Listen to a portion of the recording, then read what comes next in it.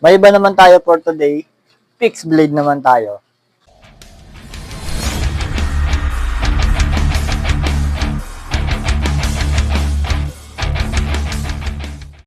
Siyempre, bukod sa mga baliso, meron tayong mga fixed blade. Ayan. Karambit, mga kaibigan. So, yun na nga for today. Magkarambit muna tayo at puro balisong ang ating upload. Unahin na natin mga kaibigan ito. Ito nga pala yung gawa ko ng bata. Makikita nyo may guhit, no?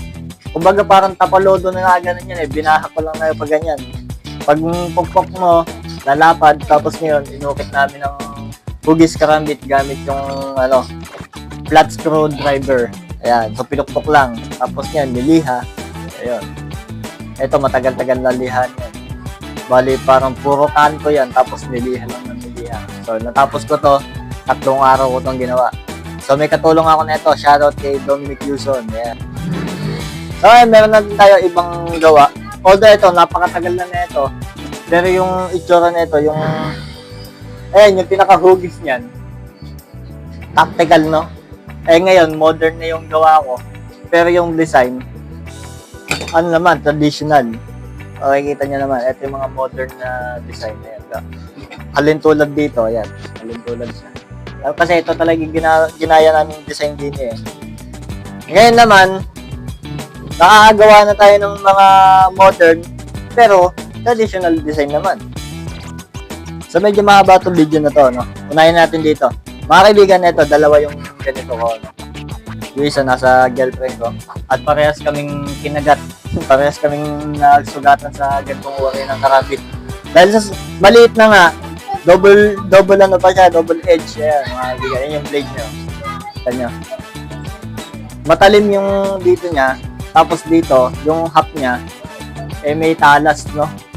So, paano ba natin papakita yung talas nito? Wait lang, mga kaibigan. Hanap na tayo ng iwa, eh. So, yung mga kaibigan, double edge. Ayan, nagka-cut. Itong likod. Ayan, nagka-cut din. Actually, parang mas matalim pa nga.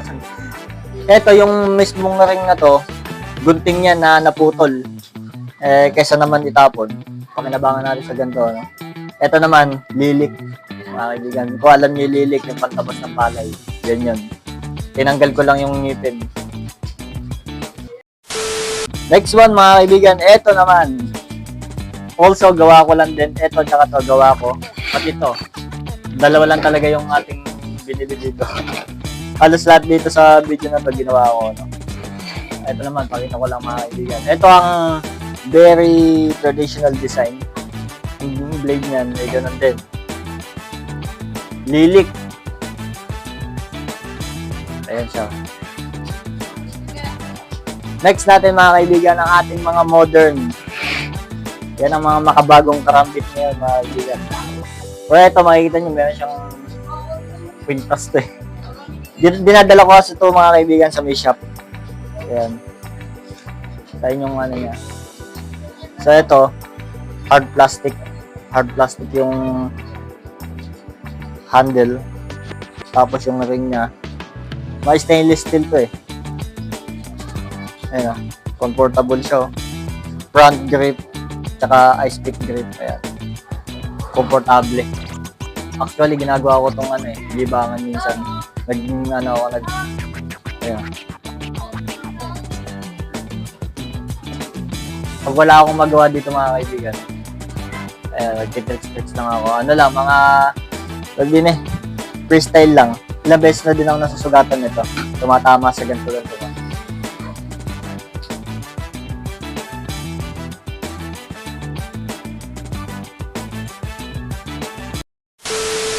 Nga pala, mga kaibigan, di tulad ng mga kutsilyo na diretso, ayan yung mga straight lang. Ayan, na may mga belly. Makita nyo may mga belly sila. Nagka-curve sila sa dulo. Ito, goods to pang chop ng mga gulay, pang slice ng gulay, pang balat. Goods to.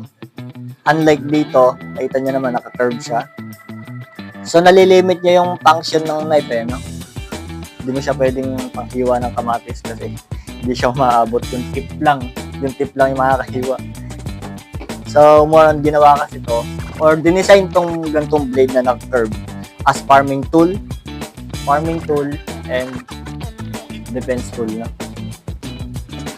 As of now, ito pa lang yung mga karambit ko.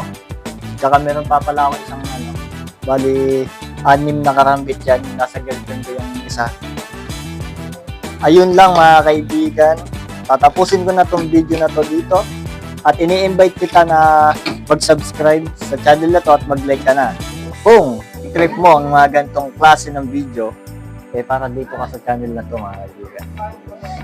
Para dito kayo. So, nga pala, may announcement ako sa inyo. Soon, maybe next vlog, maybe, mag-unboxing tayo ng Villanuevas Balisong. So, yun lang. Stay sharp.